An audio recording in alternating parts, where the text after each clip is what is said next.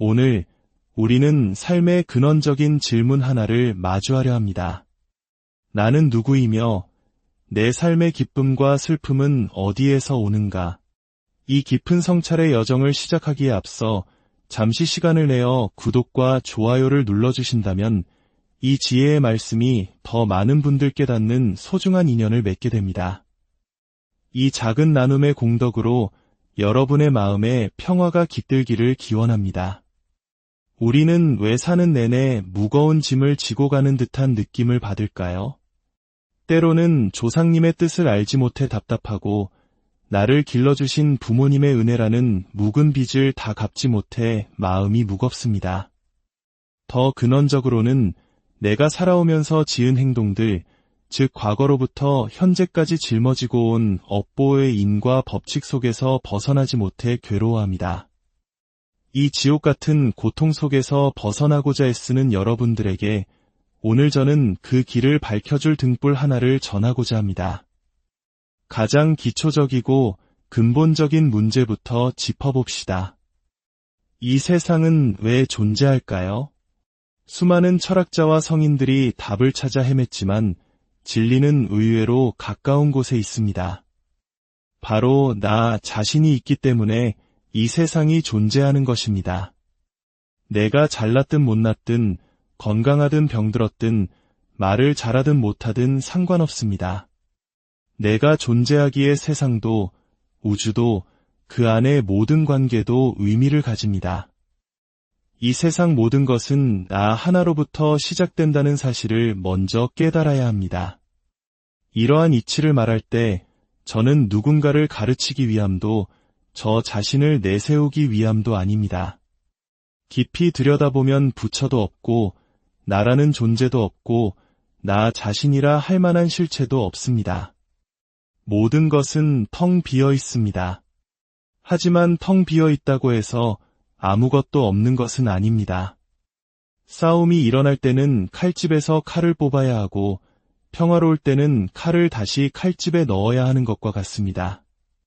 상황에 따라 역할과 모습이 나타났다 사라질 뿐입니다.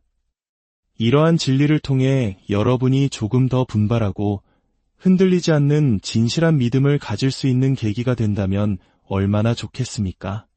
만약 이 근본적인 도리를 모른 채 그저 육신이 쓰러진다면 우리는 앞으로도 세세생생 끝없는 윤회의 사슬에 끄달리며 벗어나지 못할 것입니다. 내 한 몸조차 고통에서 건져내지 못하는데 어찌 부모님의 묵은 빚을 갚고 그 영혼을 구원할 수 있겠습니까? 내가 뿌린 씨앗인 자식들에게 따스한 햇빛 한 줌 비춰줄 수 없을 것입니다. 독 안에 들어가도 피할 수 없다는 윤회의 진리 속에서 우리는 헤매게 될 것입니다. 이 굴레를 벗어나는 길은 오직 마음을 통해 열립니다. 마음과 마음이 만나 지극히 겸손해지고 모든 것을 내려놓을 수 있을 때 나라는 아집과 아상, 아만과 욕심을 모두 그 자리에 내려놓고 들어갈 때 비로소 문이 열립니다. 그것들을 억지로 끊어내라는 말이 아닙니다. 오히려 이 세상의 탐욕, 분노, 어리석음이라는 삼독과 끝없이 피어오르는 번뇌망상이 바로 우리를 깨달음으로 이끄는 가장 빠른 지름길이자 가장 좋은 걸음이 될 수 있습니다. 그것이 바로 꺼져가던 불씨를 되살리는 불쏘시개가 될 것입니다.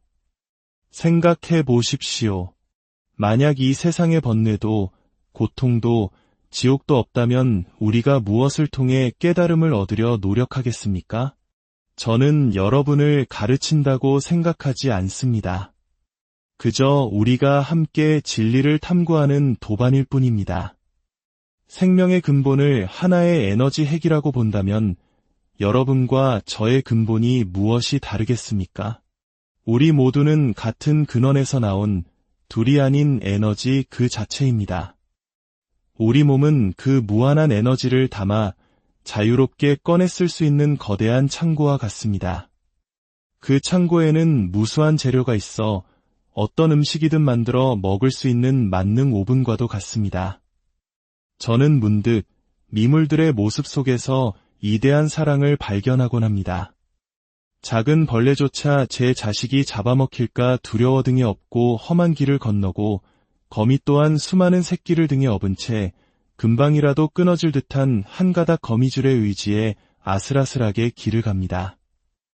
모습은 다를지언정 자식을 향한 부모의 마음이 어찌 다르겠습니까? 모든 생명의 마음은 근본적으로 다르지 않습니다. 제 이야기를 해보겠습니다. 저는 살아생전 부모님 속을 참 많이 썩여드렸습니다. 따뜻한 물 한 그릇 제대로 떠다 드리지 못했습니다. 그러다 어머니께서 돌아가셨다는 소식을 듣고 찾아갔지만 어찌된 일인지 눈물 한 방울 나오지 않았습니다.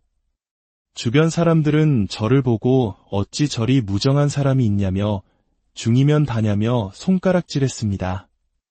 자식 때문에 평생 고생하다 돌아가셨는데 눈물 한 방울 흘리지 않는 아들을 보며 도척 같은 놈이라 욕했습니다.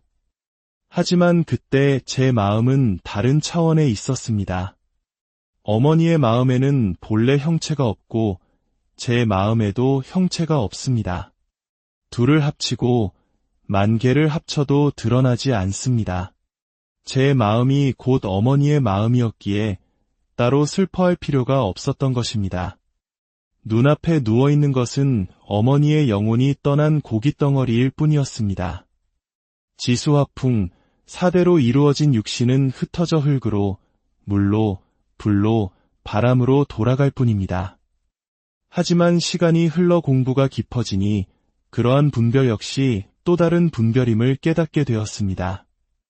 겉으로 흘리지 않은 눈물 대신 가슴 속에서 뼈를 깎는 듯한 눈물이 흐르는 것을 다른 이들은 알지 못했을 것입니다. 인생이란 그런 것입니다. 잘 살든 못 살든 똑똑하든 어리석든 이 세상에 태어난 이상 그 자체로고 즉 고통의 바다를 건너는 것과 같습니다. 그렇기에 중요한 것은 기초입니다. 못난 나 하나가 있기에 세상이 있고 부모 형제가 있고 사회와 우주가 있다는 것을 아는 것. 이 못난 나 하나 속에 우주의 모든 진리가 담겨 있다는 것을 깨닫는 것입니다. 저는 여러분들이 부모에게 묵은 빚을 갚고 자식에게 찬란한 햇빛을 비춰줄 수 있는 그런 사람이 되기를 진심으로 바랍니다. 과거에 저는 그러지 못했기에 더욱 간절합니다. 우리의 의식은 단순하지 않습니다. 과거의 무수한 인연, 즉 인으로 인해 수십억의 다른 의식들이 내 안에 함께 존재합니다. 그 혼백들이 부모의 정자와 난자를 만나 삼합을 이루어 또다시 몸을 받아 이 세상에 태어나는 것입니다. 내 안에는 이처럼 수많은 의식들이 공존하며 나를 지배하려 합니다. 조금만 거슬리는 말을 들어도 화가 치밀어 오르고 사소한 행동에도 짜증이 솟구치는 것은 바로 내 안의 업식들이 나를 흔들기 때문입니다. 이것이 바로 살아있는 화탕지옥입니다. 이 모든 내외부의 경계, 안팎의 영계, 유전과 세균까지 그 모든 것이 합쳐져 나를 흔들 때 우리는 그것을 통제할 주체가 필요합니다. 그 주체를 바로 주인공이라고 부릅니다. 나라고 내세울 것 없이 공존하는 모든 것을 포함한 진정한 나, 그것이 바로 주인공입니다. 내 삶을 흥하게도 망하게도 하는 수십억 의식들의 주인, 그 주인공을 바로 세워야 합니다. 가족 관계는 마치 전기를 가설하는 것과 같습니다. 내 마음의 주인공 스위치를 켜면 연결된 가족들에게도 그 빛이 전달됩니다. 캄캄한 방에서 한 사람이 불을 켤 줄 안다면 방 안의 모든 사람이 함께 밝아지는 것과 같은 이치입니다. 그러니 첫째, 못났든 잘났든 내 안의 주인공을 진실로 믿어야 합니다. 둘째, 내 삶의 모든 살림살이는 이 육신 덩어리가 하는 것이 아니라 저 깊은 곳의 주인공이 해나가는 것임을 알아야 합니다. 이 두 가지만 알면 모든 것을 주인공에게 맡길 수 있습니다. 잘 되는 일은 감사하게 여기고 잘 안 풀리는 일은 오직 주인공만이 해결할 수 있다는 믿음을 가지는 것입니다. 그렇게 과거의 묵은 습관 덩어리를 내려놓을 수 있을 때 우리는 비로소 밝은 자신을 발견하게 됩니다.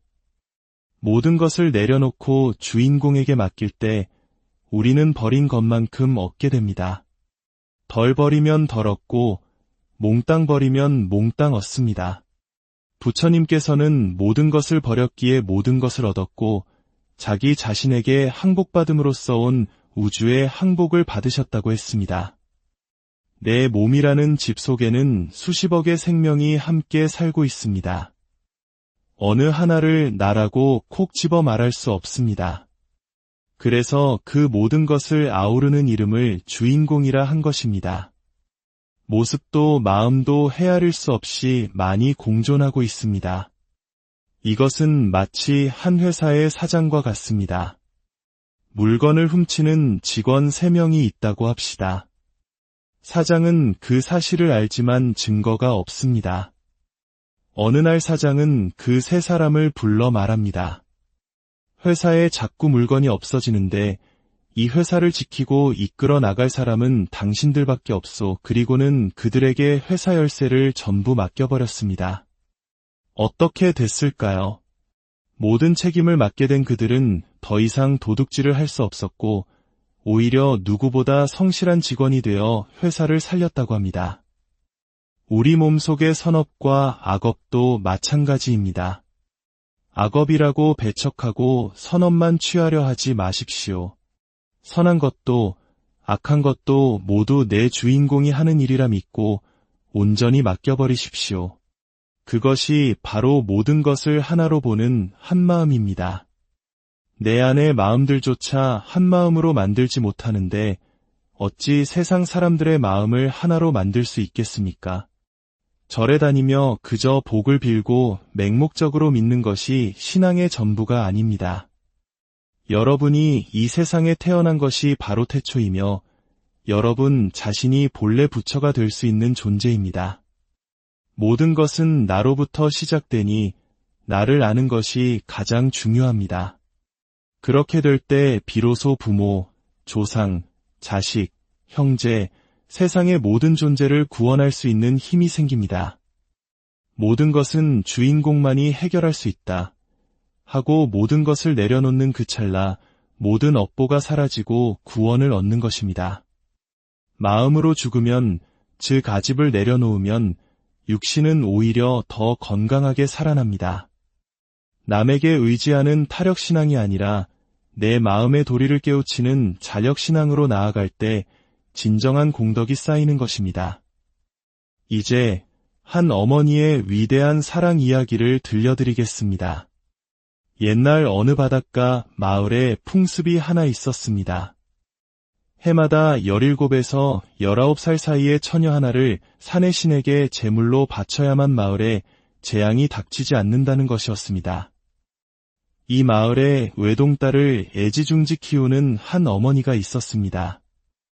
딸의 나이가 차오르자 어머니는 딸을 구하기 위해 10년 동안 하루도 빠짐없이 절에 가서 기도를 올렸습니다. 그러던 어느 날 더 용하다는 절을 찾아가던 길에 한 스님을 만났습니다. 어머니가 법당이 어디 있냐고 묻자 스님은 소나무와 돌멩이를 가리키며 말했습니다. 허허, 보살님, 부처님이 여기도 있고 저기도 있잖소. 저 소나무도 부처요, 저 돌멩이도 부처인데 그것도 모르고 어찌 딸을 구하겠소. 그 말에 어머니는 큰 충격을 받았습니다. 어찌하면 저 소나무와 돌을 부처로 볼 수 있겠습니까? 스님은 답했습니다. 보살님 자신부터 저 돌, 저 소나무와 둘이 아님을 알아야 하오. 이 세상 모든 것이 부처와 둘이 아님을 깨달아야만 자식을 건질 수 있소. 그날 이후 어머니의 기도는 달라졌습니다. 복을 비는 대신 만나는 모든 것에서 주인공을 찾았습니다. 소나무를 붙들고 주인공님, 제 딸을 살려주시오. 돌을 보며 너도 주인공, 나도 주인공이니 나를 도와주시오. 물, 흙, 벌레를 보면서도 간절히 외쳤습니다.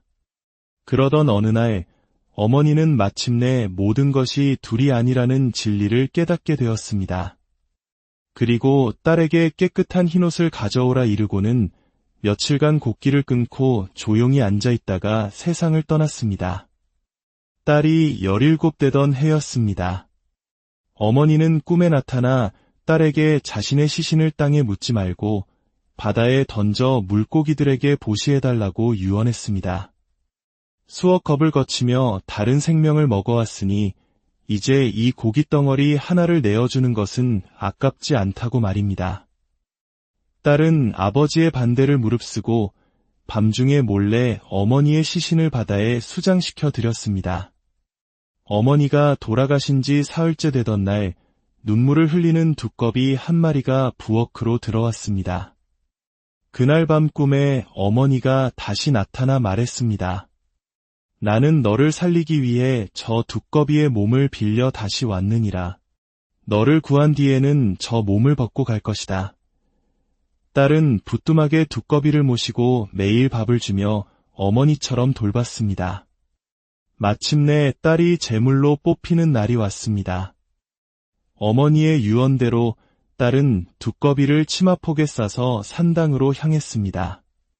한밤중이 되자 석가래만 한 거대한 지네가 나타나 딸을 덮치려 했습니다. 바로 그 순간 치마폭에 있던 두꺼비가 튀어나와 지네를 향해 맹독의 안개를 뿜어내기 시작했습니다. 몇 시간의 사투 끝에 거대한 지네는 힘없이 바닥으로 떨어져 죽었고 두꺼비 역시 모든 힘을 다하고 숨을 거두었습니다. 어머니는 두꺼비의 몸으로 딸을 구하고 마을 전체를 재앙에서 구해낸 것입니다. 부처가 중생을 구하기 위해 어떤 모습으로든 나타날 수 있듯이 어머니의 사랑이 바로 부처의 화신이었던 것입니다. 꿈에 다시 나타난 어머니는 말했습니다. 이제 지네의 업보도 풀렸고 나의 소임도 끝났다. 지네도 두꺼비도 너도 나도 이제는 둘이 아니다. 그리고 구름을 타고 하늘로 올라갔습니다. 어머니는 한 스님의 가르침을 통해 자성의 본래 부처를 찾아 자신과 딸과 마을 전체를 구원하고 그 땅에 불법의 씨앗을 심었던 것입니다. 여러분, 우리라고 해서 이 어머니와 같은 존재가 되지 말라는 법은 없습니다. 살아서 이 도리를 깨닫지 못하면 죽어서 어찌 알겠습니까? 이 몸뚱이가 사라지기 전에 우리는 반드시 이 마음의 도리를 알고 넘어가야 합니다. 오늘날의 공부는 과거와 다릅니다. 천체물리학, 천문학, 공학 등 모든 학문을 총망라하여 한 마음, 한 주인공의 이치로 꿰뚫어 보아야 합니다. 이 공부는 실로 어마어마한 공부입니다. 하지만 하나만 제대로 터지면 모든 이치가 한꺼번에 터지게 됩니다. 달마는 왜 동쪽으로 왔는가? 라는 화두가 있습니다. 이렇게 물어보면 어떨까요? 서쪽에서 동쪽으로 온 비행기는 왜 왔는가? 비행기는 동쪽에 머무르지 않고 다시 서쪽으로 갈 것입니다. 그러니 서쪽의 비행기도 동쪽의 비행기도 진정한 비행기가 아닙니다. 달마 또한 마찬가지입니다. 오고 가는 형상에 얽매이면 진실을 볼 수 없습니다. 중요한 것은 진실한 공부를 하는데 목적을 두는 것입니다. 절에 사람이 많이 오고 시주를 많이 하는 것이 중요한 게 아닙니다. 여러분 스스로 공부하고 했을 때 비로소 가정이 바로 서고 내 몸이 건강해지며 보이지 않는 조상들까지 건질 수 있는 힘을 얻게 됩니다. 우리가 부처님께 절을 할 때 우리는 과연 누구에게 절을 하는 것일까요? 형상이 있는 부처상이나 스님에게 절을 한다고 생각하십니까? 그것은 내 몸을 세워두고 내 안의 주인공에게 내 마음이 스스로 겸손해져서 둘이 아닌 이치를 표현하는 것입니다. 나무를 세워놓고 절을 했다고 해서 어찌 나무에 절을 한 것이겠습니까? 그 형상을 빌려 내 안의 주인공, 우주 전체와 하나인 그 마음에게 절을 한 것뿐입니다. 여러분 모두 열심히 공부하여 일체가 둘이 아니라는 뜻을 알고 함이 없이 행하는 이치를 깨닫고 진정한 자유를 얻으시기를 바랍니다. 이 삼천리 강산봉우리에 평온한 몸을 얹으니 부처와 중생이 둘이 아니여 함께 춤추고 노래하네. 흐르는 물 가운데 우뚝 솟은 연꽃 향기. 온 세상에 두루 퍼져 가지가지 맛을 내는구나. 부디 여러분의 삶 속에서 자신만의 오늘 우리는 삶의 근원적인 질문 하나를 마주하려 합니다. 나는 누구이며 내 삶의 기쁨과 슬픔은 어디에서 오는가? 이 깊은 성찰의 여정을 시작하기에 앞서 잠시 시간을 내어 구독과 좋아요를 눌러주신다면 이 지혜의 말씀이 더 많은 분들께 닿는 소중한 인연을 맺게 됩니다. 이 작은 나눔의 공덕으로 여러분의 마음에 평화가 깃들기를 기원합니다. 우리는 왜 사는 내내 무거운 짐을 지고 가는 듯한 느낌을 받을까요? 때로는 조상님의 뜻을 알지 못해 답답하고 나를 길러주신 부모님의 은혜라는 묵은 빚을 다 갚지 못해 마음이 무겁습니다. 더 근원적으로는 내가 살아오면서 지은 행동들, 즉 과거로부터 현재까지 짊어지고 온 업보의 인과 법칙 속에서 벗어나지 못해 괴로워합니다. 이 지옥 같은 고통 속에서 벗어나고자 애쓰는 여러분들에게 오늘 저는 그 길을 밝혀줄 등불 하나를 전하고자 합니다. 가장 기초적이고 근본적인 문제부터 짚어봅시다. 이 세상은 왜 존재할까요? 수많은 철학자와 성인들이 답을 찾아 헤맸지만 진리는 의외로 가까운 곳에 있습니다. 바로 나 자신이 있기 때문에 이 세상이 존재하는 것입니다. 내가 잘났든 못났든 건강하든 병들었든 말을 잘하든 못하든 상관없습니다.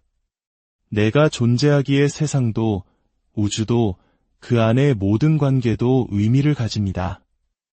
이 세상 모든 것은 나 하나로부터 시작된다는 사실을 먼저 깨달아야 합니다. 이러한 이치를 말할 때 저는 누군가를 가르치기 위함도 저 자신을 내세우기 위함도 아닙니다. 깊이 들여다보면 부처도 없고 나라는 존재도 없고 나 자신이라 할 만한 실체도 없습니다.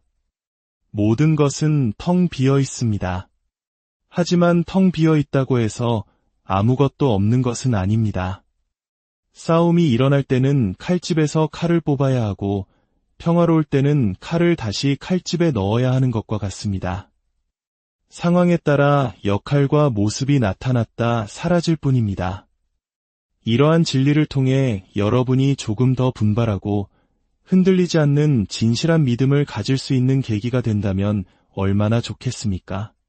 만약 이 근본적인 도리를 모른 채 그저 육신이 쓰러진다면 우리는 앞으로도 세세생생 끝없는 윤회의 사슬에 끄달리며 벗어나지 못할 것입니다.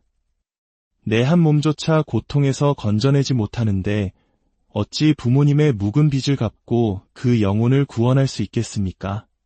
내가 뿌린 씨앗인 자식들에게 따스한 햇빛 한 줌 비춰줄 수 없을 것입니다. 독 안에 들어가도 피할 수 없다는 윤회의 진리 속에서 우리는 헤매게 될 것입니다. 이 굴레를 벗어나는 길은 오직 마음을 통해 열립니다. 마음과 마음이 만나 지극히 겸손해지고 모든 것을 내려놓을 수 있을 때 나라는 아집과 아상, 아만과 욕심을 모두 그 자리에 내려놓고 들어갈 때 비로소 문이 열립니다. 그것들을 억지로 끊어내라는 말이 아닙니다. 오히려 이 세상의 탐욕, 분노, 어리석음이라는 삼독과 끝없이 피어오르는 번뇌망상이 바로 우리를 깨달음으로 이끄는 가장 빠른 지름길이자 가장 좋은 걸음이 될 수 있습니다. 그것이 바로 꺼져가던 불씨를 되살리는 불쏘시개가 될 것입니다. 생각해 보십시오. 만약 이 세상의 번뇌도 고통도 지옥도 없다면 우리가 무엇을 통해 깨달음을 얻으려 노력하겠습니까? 저는 여러분을 가르친다고 생각하지 않습니다. 그저 우리가 함께 진리를 탐구하는 도반일 뿐입니다. 생명의 근본을 하나의 에너지 핵이라고 본다면 여러분과 저의 근본이 무엇이 다르겠습니까? 우리 모두는 같은 근원에서 나온 둘이 아닌 에너지 그 자체입니다. 우리 몸은 그 무한한 에너지를 담아 자유롭게 꺼내 쓸 수 있는 거대한 창고와 같습니다. 그 창고에는 무수한 재료가 있어 어떤 음식이든 만들어 먹을 수 있는 만능 오븐과도 같습니다. 저는 문득 미물들의 모습 속에서 이대한 사랑을 발견하곤 합니다. 작은 벌레조차 제 자식이 잡아먹힐까 두려워 등에 업고 험한 길을 건너고 거미 또한 수많은 새끼를 등에 업은 채 금방이라도 끊어질 듯한 한 가닥 거미줄의 의지에 아슬아슬하게 길을 갑니다. 모습은 다를지언정 자식을 향한 부모의 마음이 어찌 다르겠습니까? 모든 생명의 마음은 근본적으로 다르지 않습니다. 제 이야기를 해보겠습니다. 저는 살아생전 부모님 속을 참 많이 썩여드렸습니다. 따뜻한 물 한 그릇 제대로 떠다 드리지 못했습니다. 그러다 어머니께서 돌아가셨다는 소식을 듣고 찾아갔지만 어찌된 일인지 눈물 한 방울 나오지 않았습니다. 주변 사람들은 저를 보고 어찌 저리 무정한 사람이 있냐며 중이면 다냐며 손가락질했습니다. 자식 때문에 평생 고생하다 돌아가셨는데 눈물 한 방울 흘리지 않는 아들을 보며 도척 같은 놈이라 욕했습니다. 하지만 그때 제 마음은 다른 차원에 있었습니다. 어머니의 마음에는 본래 형체가 없고 제 마음에도 형체가 없습니다. 둘을 합치고 만 개를 합쳐도 드러나지 않습니다. 제 마음이 곧 어머니의 마음이었기에 따로 슬퍼할 필요가 없었던 것입니다. 눈앞에 누워있는 것은 어머니의 영혼이 떠난 고깃덩어리일 뿐이었습니다. 지수화풍, 사대로 이루어진 육신은 흩어져 흙으로, 물로, 불로, 바람으로 돌아갈 뿐입니다. 하지만 시간이 흘러 공부가 깊어지니 그러한 분별 역시 또 다른 분별임을 깨닫게 되었습니다. 겉으로 흘리지 않은 눈물 대신 가슴 속에서 뼈를 깎는 듯한 눈물이 흐르는 것을 다른 이들은 알지 못했을 것입니다. 인생이란 그런 것입니다. 잘 살든 못 살든 똑똑하든 어리석든 이 세상에 태어난 이상 그 자체로고 즉 고통의 바다를 건너는 것과 같습니다. 그렇기에 중요한 것은 기초입니다. 못난 나 하나가 있기에 세상이 있고 부모 형제가 있고 사회와 우주가 있다는 것을 아는 것. 이 못난 나 하나 속에 우주의 모든 진리가 담겨 있다는 것을 깨닫는 것입니다. 저는 여러분들이 부모에게 묵은 빚을 갚고 자식에게 찬란한 햇빛을 비춰줄 수 있는 그런 사람이 되기를 진심으로 바랍니다. 과거에 저는 그러지 못했기에 더욱 간절합니다. 우리의 의식은 단순하지 않습니다. 과거의 무수한 인연, 즉인으로 인해 수십억의 다른 의식들이 내 안에 함께 존재합니다.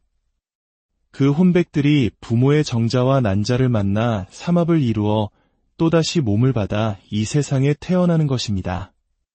내 안에는 이처럼 수많은 의식들이 공존하며 나를 지배하려 합니다.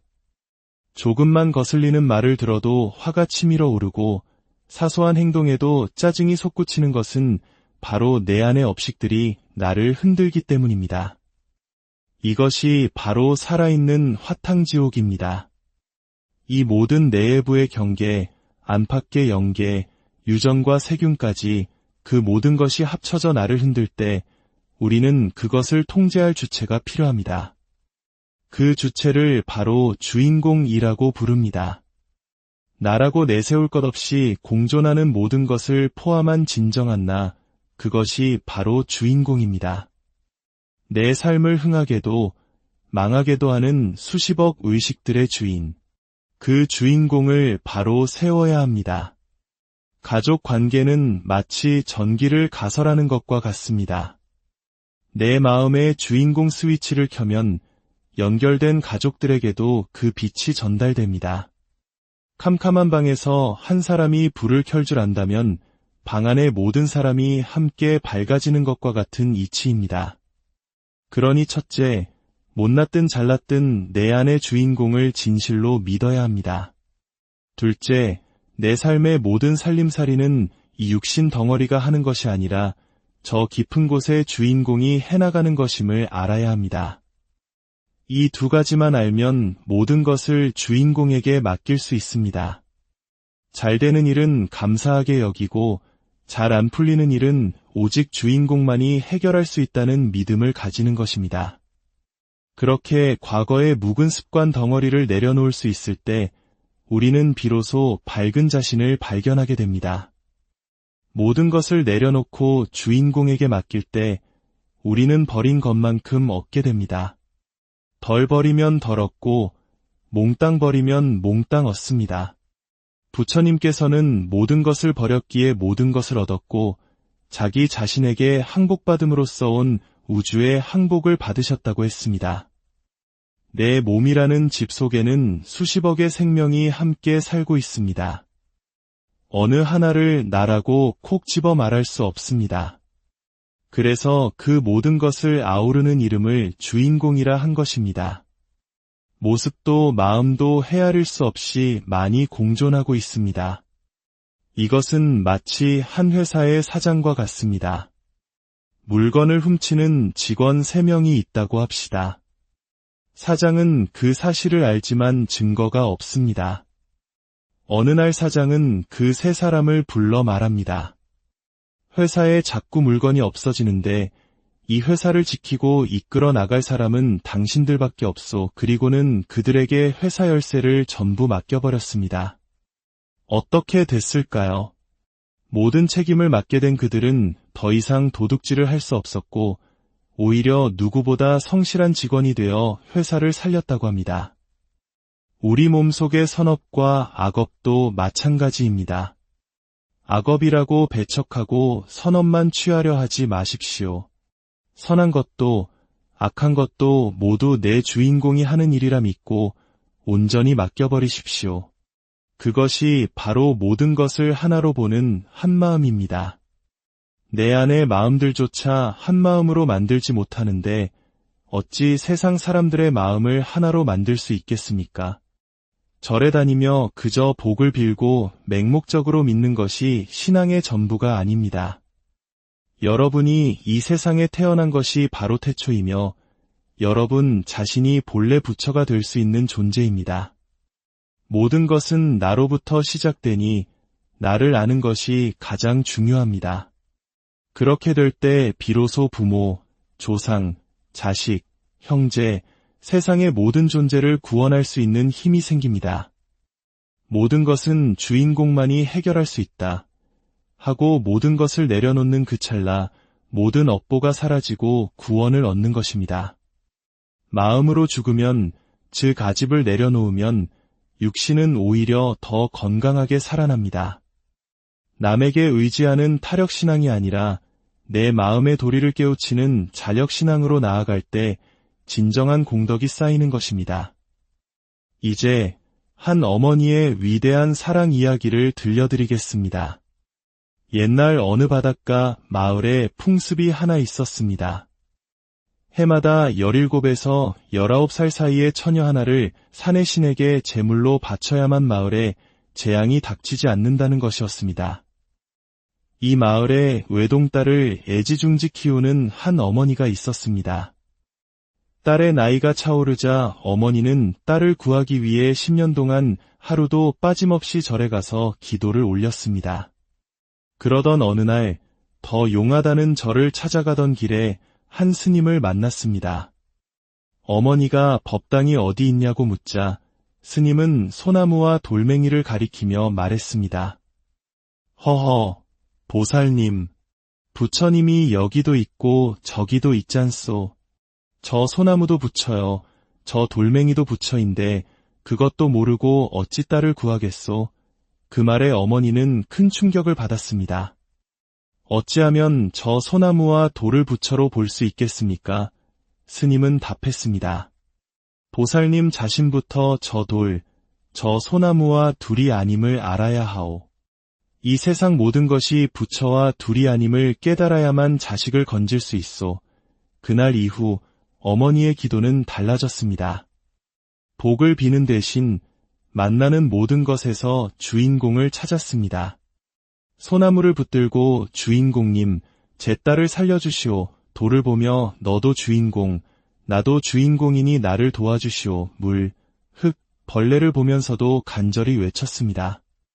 그러던 어느 날 어머니는 마침내 모든 것이 둘이 아니라는 진리를 깨닫게 되었습니다. 그리고 딸에게 깨끗한 흰옷을 가져오라 이르고는 며칠간 곡기를 끊고 조용히 앉아 있다가 세상을 떠났습니다. 딸이 17되던 해였습니다. 어머니는 꿈에 나타나 딸에게 자신의 시신을 땅에 묻지 말고 바다에 던져 물고기들에게 보시해달라고 유언했습니다. 수억 겁을 거치며 다른 생명을 먹어왔으니 이제 이 고깃덩어리 하나를 내어주는 것은 아깝지 않다고 말입니다. 딸은 아버지의 반대를 무릅쓰고 밤중에 몰래 어머니의 시신을 바다에 수장시켜 드렸습니다. 어머니가 돌아가신 지 사흘째 되던 날 눈물을 흘리는 두꺼비 한 마리가 부엌으로 들어왔습니다. 그날 밤 꿈에 어머니가 다시 나타나 말했습니다. 나는 너를 살리기 위해 저 두꺼비의 몸을 빌려 다시 왔느니라. 너를 구한 뒤에는 저 몸을 벗고 갈 것이다. 딸은 부뚜막에 두꺼비를 모시고 매일 밥을 주며 어머니처럼 돌봤습니다. 마침내 딸이 제물로 뽑히는 날이 왔습니다. 어머니의 유언대로 딸은 두꺼비를 치마폭에 싸서 산당으로 향했습니다. 한밤중이 되자 석가래만 한 거대한 지네가 나타나 딸을 덮치려 했습니다. 바로 그 순간 치마폭에 있던 두꺼비가 튀어나와 지네를 향해 맹독의 안개를 뿜어내기 시작했습니다. 몇 시간의 사투 끝에 거대한 지네는 힘없이 바닥으로 떨어져 죽었고 두꺼비 역시 모든 힘을 다하고 숨을 거두었습니다. 어머니는 두꺼비의 몸으로 딸을 구하고 마을 전체를 재앙에서 구해낸 것입니다. 부처가 중생을 구하기 위해 어떤 모습으로든 나타날 수 있듯이 어머니의 사랑이 바로 부처의 화신이었던 것입니다. 꿈에 다시 나타난 어머니는 말했습니다. 이제 지네의 업보도 풀렸고 나의 소임도 끝났다. 지네도 두꺼비도 너도 나도 이제는 둘이 아니다. 그리고 구름을 타고 하늘로 올라갔습니다. 어머니는 한 스님의 가르침을 통해 자성의 본래 부처를 찾아 자신과 딸과 마을 전체를 구원하고 그 땅에 불법의 씨앗을 심었던 것입니다. 여러분, 우리라고 해서 이 어머니와 같은 존재가 되지 말라는 법은 없습니다. 살아서 이 도리를 깨닫지 못하면 죽어서 어찌 알겠습니까? 이 몸뚱이가 사라지기 전에 우리는 반드시 이 마음의 도리를 알고 넘어가야 합니다. 오늘날의 공부는 과거와 다릅니다. 천체물리학, 천문학, 공학 등 모든 학문을 총망라하여 한 마음, 한 주인공의 이치로 꿰뚫어 보아야 합니다. 이 공부는 실로 어마어마한 공부입니다. 하지만 하나만 제대로 터지면 모든 이치가 한꺼번에 터지게 됩니다. 달마는 왜 동쪽으로 왔는가? 라는 화두가 있습니다. 이렇게 물어보면 어떨까요? 서쪽에서 동쪽으로 온 비행기는 왜 왔는가? 비행기는 동쪽에 머무르지 않고 다시 서쪽으로 갈 것입니다. 그러니 서쪽의 비행기도 동쪽의 비행기도 진정한 비행기가 아닙니다. 달마 또한 마찬가지입니다. 오고 가는 형상에 얽매이면 진실을 볼 수 없습니다. 중요한 것은 진실한 공부를 하는데 목적을 두는 것입니다. 절에 사람이 많이 오고 시주를 많이 하는 것이 중요한 게 아닙니다. 여러분 스스로 공부하고 했을 때 비로소 가정이 바로 서고 내 몸이 건강해지며 보이지 않는 조상들까지 건질 수 있는 힘을 얻게 됩니다. 우리가 부처님께 절을 할 때 우리는 과연 누구에게 절을 하는 것일까요? 형상이 있는 부처상이나 스님에게 절을 한다고 생각하십니까? 그것은 내 몸을 세워두고 내 안의 주인공에게 내 마음이 스스로 겸손해져서 둘이 아닌 이치를 표현하는 것입니다. 나무를 세워놓고 절을 했다고 해서 어찌 나무에 절을 한 것이겠습니까? 그 형상을 빌려 내 안의 주인공, 우주 전체와 하나인 그 마음에게 절을 한 것뿐입니다. 여러분 모두 열심히 공부하여 일체가 둘이 아니라는 뜻을 알고 함이 없이 행하는 이치를 깨닫고 진정한 자유를 얻으시기를 바랍니다. 이 삼천리 강산봉우리에 평온한 몸을 얹으니 부처와 중생이 둘이 아니여 함께 춤추고 노래하네. 흐르는 물 가운데 우뚝 솟은 연꽃 향기. 온 세상에 두루 퍼져 가지가지 맛을 내는구나. 부디 여러분의 삶 속에서 자신만의 오늘 우리는 삶의 근원적인 질문 하나를 마주하려 합니다. 나는 누구이며 내 삶의 기쁨과 슬픔은 어디에서 오는가? 이 깊은 성찰의 여정을 시작하기에 앞서 잠시 시간을 내어 구독과 좋아요를 눌러주신다면 이 지혜의 말씀이 더 많은 분들께 닿는 소중한 인연을 맺게 됩니다. 이 작은 나눔의 공덕으로 여러분의 마음에 평화가 깃들기를 기원합니다. 우리는 왜 사는 내내 무거운 짐을 지고 가는 듯한 느낌을 받을까요? 때로는 조상님의 뜻을 알지 못해 답답하고 나를 길러주신 부모님의 은혜라는 묵은 빚을 다 갚지 못해 마음이 무겁습니다. 더 근원적으로는 내가 살아오면서 지은 행동들, 즉 과거로부터 현재까지 짊어지고 온 업보의 인과 법칙 속에서 벗어나지 못해 괴로워합니다. 이 지옥 같은 고통 속에서 벗어나고자 애쓰는 여러분들에게 오늘 저는 그 길을 밝혀줄 등불 하나를 전하고자 합니다. 가장 기초적이고 근본적인 문제부터 짚어봅시다. 이 세상은 왜 존재할까요? 수많은 철학자와 성인들이 답을 찾아 헤맸지만 진리는 의외로 가까운 곳에 있습니다. 바로 나 자신이 있기 때문에 이 세상이 존재하는 것입니다. 내가 잘났든 못났든 건강하든 병들었든 말을 잘하든 못하든 상관없습니다. 내가 존재하기에 세상도 우주도 그 안의 모든 관계도 의미를 가집니다. 이 세상 모든 것은 나 하나로부터 시작된다는 사실을 먼저 깨달아야 합니다. 이러한 이치를 말할 때 저는 누군가를 가르치기 위함도 저 자신을 내세우기 위함도 아닙니다. 깊이 들여다보면 부처도 없고 나라는 존재도 없고 나 자신이라 할 만한 실체도 없습니다. 모든 것은 텅 비어 있습니다. 하지만 텅 비어 있다고 해서 아무것도 없는 것은 아닙니다. 싸움이 일어날 때는 칼집에서 칼을 뽑아야 하고 평화로울 때는 칼을 다시 칼집에 넣어야 하는 것과 같습니다. 상황에 따라 역할과 모습이 나타났다 사라질 뿐입니다.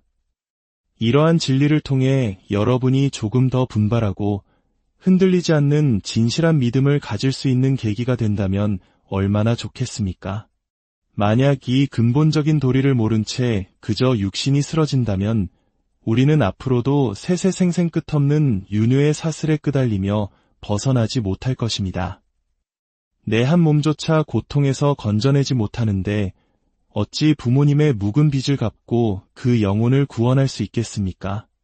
내가 뿌린 씨앗인 자식들에게 따스한 햇빛 한 줌 비춰줄 수 없을 것입니다. 독 안에 들어가도 피할 수 없다는 윤회의 진리 속에서 우리는 헤매게 될 것입니다. 이 굴레를 벗어나는 길은 오직 마음을 통해 열립니다. 마음과 마음이 만나 지극히 겸손해지고 모든 것을 내려놓을 수 있을 때 나라는 아집과 아상, 아만과 욕심을 모두 그 자리에 내려놓고 들어갈 때 비로소 문이 열립니다. 그것들을 억지로 끊어내라는 말이 아닙니다. 오히려 이 세상의 탐욕, 분노, 어리석음이라는 삼독과 끝없이 피어오르는 번뇌망상이 바로 우리를 깨달음으로 이끄는 가장 빠른 지름길이자 가장 좋은 걸음이 될 수 있습니다. 그것이 바로 꺼져가던 불씨를 되살리는 불쏘시개가 될 것입니다. 생각해 보십시오. 만약 이 세상의 번뇌도 고통도 지옥도 없다면 우리가 무엇을 통해 깨달음을 얻으려 노력하겠습니까? 저는 여러분을 가르친다고 생각하지 않습니다. 그저 우리가 함께 진리를 탐구하는 도반일 뿐입니다. 생명의 근본을 하나의 에너지 핵이라고 본다면 여러분과 저의 근본이 무엇이 다르겠습니까? 우리 모두는 같은 근원에서 나온 둘이 아닌 에너지 그 자체입니다. 우리 몸은 그 무한한 에너지를 담아 자유롭게 꺼내 쓸 수 있는 거대한 창고와 같습니다. 그 창고에는 무수한 재료가 있어 어떤 음식이든 만들어 먹을 수 있는 만능 오븐과도 같습니다. 저는 문득 미물들의 모습 속에서 이대한 사랑을 발견하곤 합니다. 작은 벌레조차 제 자식이 잡아먹힐까 두려워 등에 업고 험한 길을 건너고 거미 또한 수많은 새끼를 등에 업은 채 금방이라도 끊어질 듯한 한 가닥 거미줄의 의지에 아슬아슬하게 길을 갑니다. 모습은 다를지언정 자식을 향한 부모의 마음이 어찌 다르겠습니까? 모든 생명의 마음은 근본적으로 다르지 않습니다. 제 이야기를 해보겠습니다. 저는 살아생전 부모님 속을 참 많이 썩여드렸습니다. 따뜻한 물 한 그릇 제대로 떠다 드리지 못했습니다. 그러다 어머니께서 돌아가셨다는 소식을 듣고 찾아갔지만 어찌된 일인지 눈물 한 방울 나오지 않았습니다. 주변 사람들은 저를 보고 어찌 저리 무정한 사람이 있냐며 중이면 다냐며 손가락질했습니다. 자식 때문에 평생 고생하다 돌아가셨는데 눈물 한 방울 흘리지 않는 아들을 보며 도척 같은 놈이라 욕했습니다. 하지만 그때 제 마음은 다른 차원에 있었습니다. 어머니의 마음에는 본래 형체가 없고 제 마음에도 형체가 없습니다. 둘을 합치고 만 개를 합쳐도 드러나지 않습니다. 제 마음이 곧 어머니의 마음이었기에 따로 슬퍼할 필요가 없었던 것입니다.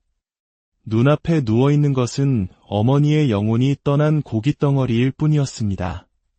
지수화풍, 사대로 이루어진 육신은 흩어져 흙으로, 물로, 불로, 바람으로 돌아갈 뿐입니다. 하지만 시간이 흘러 공부가 깊어지니 그러한 분별 역시 또 다른 분별임을 깨닫게 되었습니다. 겉으로 흘리지 않은 눈물 대신 가슴 속에서 뼈를 깎는 듯한 눈물이 흐르는 것을 다른 이들은 알지 못했을 것입니다. 인생이란 그런 것입니다. 잘 살든 못 살든 똑똑하든 어리석든 이 세상에 태어난 이상 그 자체로고 즉 고통의 바다를 건너는 것과 같습니다. 그렇기에 중요한 것은 기초입니다. 못난 나 하나가 있기에 세상이 있고 부모 형제가 있고 사회와 우주가 있다는 것을 아는 것. 이 못난 나 하나 속에 우주의 모든 진리가 담겨 있다는 것을 깨닫는 것입니다. 저는 여러분들이 부모에게 묵은 빚을 갚고 자식에게 찬란한 햇빛을 비춰줄 수 있는 그런 사람이 되기를 진심으로 바랍니다. 과거에 저는 그러지 못했기에 더욱 간절합니다. 우리의 의식은 단순하지 않습니다. 과거의 무수한 인연, 즉인으로 인해 수십억의 다른 의식들이 내 안에 함께 존재합니다. 그 혼백들이 부모의 정자와 난자를 만나 삼합을 이루어 또다시 몸을 받아 이 세상에 태어나는 것입니다. 내 안에는 이처럼 수많은 의식들이 공존하며 나를 지배하려 합니다. 조금만 거슬리는 말을 들어도 화가 치밀어 오르고 사소한 행동에도 짜증이 솟구치는 것은 바로 내 안의 업식들이 나를 흔들기 때문입니다. 이것이 바로 살아있는 화탕지옥입니다. 이 모든 내외부의 경계, 안팎의 영계, 유전과 세균까지 그 모든 것이 합쳐져 나를 흔들 때 우리는 그것을 통제할 주체가 필요합니다. 그 주체를 바로 주인공이라고 부릅니다. 나라고 내세울 것 없이 공존하는 모든 것을 포함한 진정한 나, 그것이 바로 주인공입니다. 내 삶을 흥하게도 망하게도 하는 수십억 의식들의 주인, 그 주인공을 바로 세워야 합니다. 가족 관계는 마치 전기를 가설하는 것과 같습니다. 내 마음의 주인공 스위치를 켜면 연결된 가족들에게도 그 빛이 전달됩니다. 캄캄한 방에서 한 사람이 불을 켤 줄 안다면 방 안의 모든 사람이 함께 밝아지는 것과 같은 이치입니다. 그러니 첫째, 못났든 잘났든 내 안의 주인공을 진실로 믿어야 합니다. 둘째, 내 삶의 모든 살림살이는 이 육신 덩어리가 하는 것이 아니라 저 깊은 곳의 주인공이 해나가는 것임을 알아야 합니다. 이 두 가지만 알면 모든 것을 주인공에게 맡길 수 있습니다. 잘 되는 일은 감사하게 여기고 잘 안 풀리는 일은 오직 주인공만이 해결할 수 있다는 믿음을 가지는 것입니다. 그렇게 과거의 묵은 습관 덩어리를 내려놓을 수 있을 때 우리는 비로소 밝은 자신을 발견하게 됩니다. 모든 것을 내려놓고 주인공에게 맡길 때 우리는 버린 것만큼 얻게 됩니다. 덜 버리면 덜 얻고 몽땅 버리면 몽땅 얻습니다. 부처님께서는 모든 것을 버렸기에 모든 것을 얻었고 자기 자신에게 항복받음으로써 온 우주의 항복을 받으셨다고 했습니다. 내 몸이라는 집 속에는 수십억의 생명이 함께 살고 있습니다. 어느 하나를 나라고 콕 집어 말할 수 없습니다. 그래서 그 모든 것을 아우르는 이름을 주인공이라 한 것입니다. 모습도 마음도 헤아릴 수 없이 많이 공존하고 있습니다. 이것은 마치 한 회사의 사장과 같습니다. 물건을 훔치는 직원 3명이 있다고 합시다. 사장은 그 사실을 알지만 증거가 없습니다. 어느 날 사장은 그 3사람을 불러 말합니다. 회사에 자꾸 물건이 없어지는데 이 회사를 지키고 이끌어 나갈 사람은 당신들밖에 없소. 그리고는 그들에게 회사 열쇠를 전부 맡겨버렸습니다. 어떻게 됐을까요? 모든 책임을 맡게 된 그들은 더 이상 도둑질을 할 수 없었고 오히려 누구보다 성실한 직원이 되어 회사를 살렸다고 합니다. 우리 몸속의 선업과 악업도 마찬가지입니다. 악업이라고 배척하고 선업만 취하려 하지 마십시오. 선한 것도 악한 것도 모두 내 주인공이 하는 일이라 믿고 온전히 맡겨버리십시오. 그것이 바로 모든 것을 하나로 보는 한마음입니다. 내 안의 마음들조차 한마음으로 만들지 못하는데 어찌 세상 사람들의 마음을 하나로 만들 수 있겠습니까? 절에 다니며 그저 복을 빌고 맹목적으로 믿는 것이 신앙의 전부가 아닙니다. 여러분이 이 세상에 태어난 것이 바로 태초이며 여러분 자신이 본래 부처가 될 수 있는 존재입니다. 모든 것은 나로부터 시작되니 나를 아는 것이 가장 중요합니다. 그렇게 될 때 비로소 부모, 조상, 자식, 형제, 세상의 모든 존재를 구원할 수 있는 힘이 생깁니다. 모든 것은 주인공만이 해결할 수 있다 하고 모든 것을 내려놓는 그 찰나 모든 업보가 사라지고 구원을 얻는 것입니다. 마음으로 죽으면 즉 아집을 내려놓으면 육신은 오히려 더 건강하게 살아납니다. 남에게 의지하는 타력신앙이 아니라 내 마음의 도리를 깨우치는 자력신앙으로 나아갈 때 진정한 공덕이 쌓이는 것입니다. 이제 한 어머니의 위대한 사랑 이야기를 들려드리겠습니다. 옛날 어느 바닷가 마을에 풍습이 하나 있었습니다. 해마다 17에서 19살 사이의 처녀 하나를 산의 신에게 제물로 바쳐야만 마을에 재앙이 닥치지 않는다는 것이었습니다. 이 마을에 외동딸을 애지중지 키우는 한 어머니가 있었습니다. 딸의 나이가 차오르자 어머니는 딸을 구하기 위해 10년 동안 하루도 빠짐없이 절에 가서 기도를 올렸습니다. 그러던 어느 날 더 용하다는 절을 찾아가던 길에 한 스님을 만났습니다. 어머니가 법당이 어디 있냐고 묻자 스님은 소나무와 돌멩이를 가리키며 말했습니다. 허허, 보살님, 부처님이 여기도 있고 저기도 있잖소. 저 소나무도 부처요, 저 돌멩이도 부처인데 그것도 모르고 어찌 딸을 구하겠소. 그 말에 어머니는 큰 충격을 받았습니다. 어찌하면 저 소나무와 돌을 부처로 볼 수 있겠습니까? 스님은 답했습니다.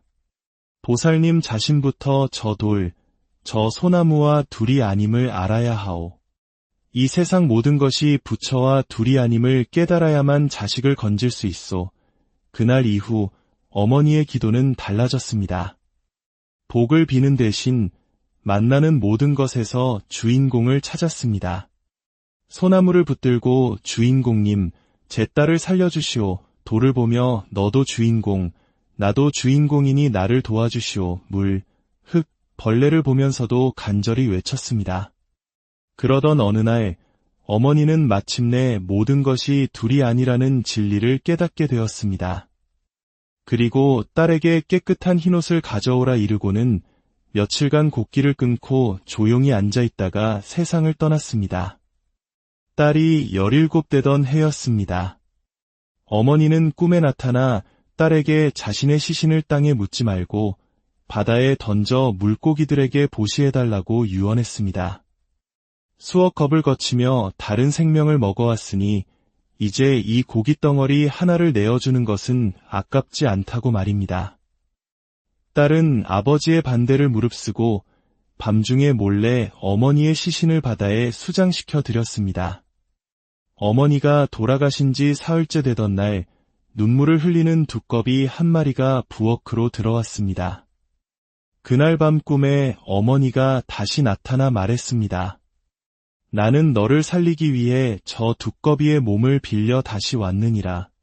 너를 구한 뒤에는 저 몸을 벗고 갈 것이다. 딸은 부뚜막에 두꺼비를 모시고 매일 밥을 주며 어머니처럼 돌봤습니다. 마침내 딸이 제물로 뽑히는 날이 왔습니다. 어머니의 유언대로 딸은 두꺼비를 치마폭에 싸서 산당으로 향했습니다. 한밤중이 되자 석가래만 한 거대한 지네가 나타나 딸을 덮치려 했습니다. 바로 그 순간 치마폭에 있던 두꺼비가 튀어나와 지네를 향해 맹독의 안개를 뿜어내기 시작했습니다. 몇 시간의 사투 끝에 거대한 지네는 힘없이 바닥으로 떨어져 죽었고 두꺼비 역시 모든 힘을 다하고 숨을 거두었습니다. 어머니는 두꺼비의 몸으로 딸을 구하고 마을 전체를 재앙에서 구해낸 것입니다. 부처가 중생을 구하기 위해 어떤 모습으로든 나타날 수 있듯이 어머니의 사랑이 바로 부처의 화신이었던 것입니다. 꿈에 다시 나타난 어머니는 말했습니다.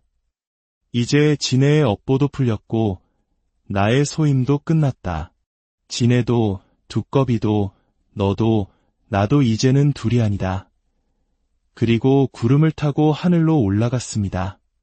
어머니는 한 스님의 가르침을 통해 자성의 본래 부처를 찾아 자신과 딸과 마을 전체를 구원하고 그 땅에 불법의 씨앗을 심었던 것입니다. 여러분, 우리라고 해서 이 어머니와 같은 존재가 되지 말라는 법은 없습니다. 살아서 이 도리를 깨닫지 못하면 죽어서 어찌 알겠습니까? 이 몸뚱이가 사라지기 전에 우리는 반드시 이 마음의 도리를 알고 넘어가야 합니다. 오늘날의 공부는 과거와 다릅니다. 천체물리학, 천문학, 공학 등 모든 학문을 총망라하여 한 마음, 한 주인공의 이치로 꿰뚫어 보아야 합니다. 이 공부는 실로 어마어마한 공부입니다. 하지만 하나만 제대로 터지면 모든 이치가 한꺼번에 터지게 됩니다. 달마는 왜 동쪽으로 왔는가? 라는 화두가 있습니다. 이렇게 물어보면 어떨까요? 서쪽에서 동쪽으로 온 비행기는 왜 왔는가?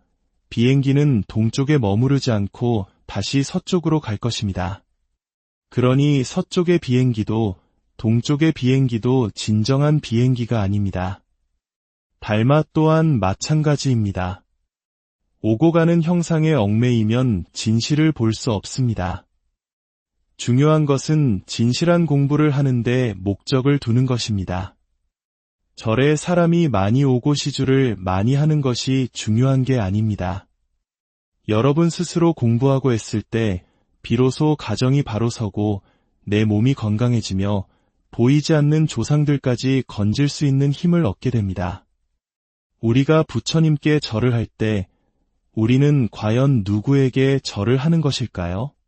형상이 있는 부처상이나 스님에게 절을 한다고 생각하십니까? 그것은 내 몸을 세워두고 내 안의 주인공에게 내 마음이 스스로 겸손해져서 둘이 아닌 이치를 표현하는 것입니다.